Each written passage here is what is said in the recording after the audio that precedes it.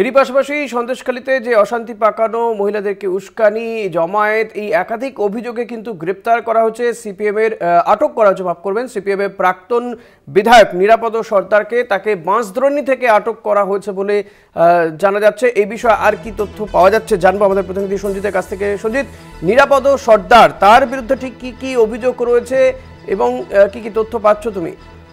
দেখো, বিশেষ করে সিপিএম এর প্রাক্তন বিধায়ক সন্দেশখালী, তার বিরুদ্ধে যে অভিযোগটা মূলত হচ্ছে যে ওই এলাকাতে, বিশেষ করে সন্দেশখালীতে যে গত কয়েকদিন যে আন্দোলন চলছে, সেই আন্দোলনে যে আদিবাসীরা একটা অংশ, তারা দীর্ঘদিন ধরে আন্দোলনকারীদের যে বিশেষ করে প্ররোচনা দেওয়া, সংগঠিত করা মূল অভিযোগ রয়েছে তার বিরুদ্ধে।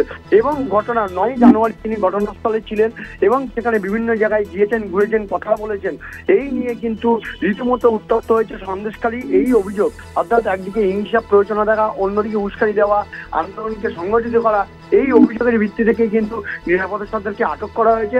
এখন তাকে ধাপে ধাপে চেষ্টা, তদন্তকারীরা দেখে নিতে চাইছে এই নিরাপদ সর্দারের বিরুদ্ধে মূলত স্পেসিফিক তার একদিকে যখন মোবাইল ফোন কল লিস্ট পরীক্ষা করলো, অন্যদিকে এই করে কাদের সাথে কথা বলেছে, কিভাবে কথা বলেছে, কখন ছিল, কোন জায়গায় ছিল, এই ঘটনাটা পুরো তদন্তকারীরা দেখে নিতে চাইছে।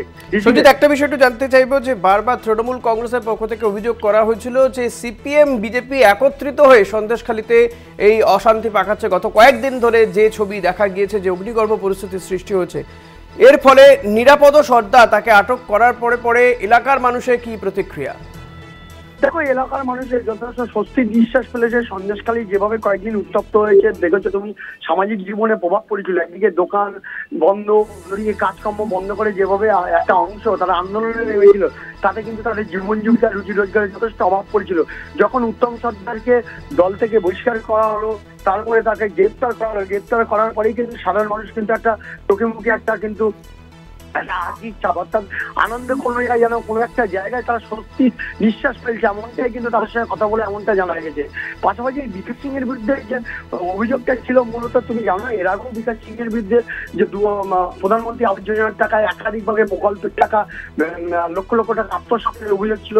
তাকে গ্রেপ্তার করেছিল সিআইডি, তারপরে জামিনে মুক্ত পান, মুক্ত করে ফের আবার বিজেপি দল থেকে যোগদান করে। সব মিলিয়ে গোটা প্রক্রিয়ার ওপরে কিন্তু সন্দেশকারী মানুষ চাইছে যে শান্তি, অর্থাৎ সেখানকার মানুষ তারা চাইছেন যে এলাকায় যেভাবে উত্তপ্ত না হয়, যেভাবে জীবন জীবিকার মধ্য দিয়ে সাধারণ মানুষ স্বাভাবিক জীবন যাতে ফিরে আসে সেটাই চাইছেন তারা। অনেক ধন্যবাদ সঞ্জিত, কথা বলছেন আমাদের প্রতিনিধি সঞ্জিতের সঙ্গে।